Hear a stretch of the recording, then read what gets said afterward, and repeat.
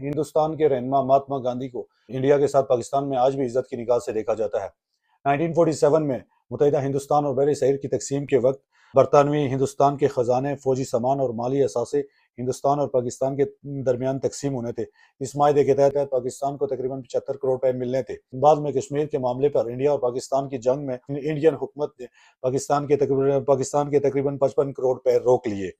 اس وقت مہاتما گاندھی جو ہندوستان کے بڑے رہنما تھے، مہاتما گاندھی نے یہ موقف اختیار کیا کہ اگر یہ معاہدہ ہو چکا ہے تو پاکستان کو اس کا حق ملنا چاہیے، چاہے سیاسی اختلاف موجود ہوں۔ یہاں پر سب سے عام بات یہ ہے کہ جنوری 1948 میں مہاتما گاندھی نے دہلی کے اندر بھوک ہڑتال کر دی کہ پاکستان کو اس کا حق ملنا چاہیے۔ یہ ہڑتال صرف پاکستان کے لیے ہی نہیں تھی بلکہ ہندو مسلم فسادات روکنے اور مسلمانوں کے لیے تحفظ بھی تھے۔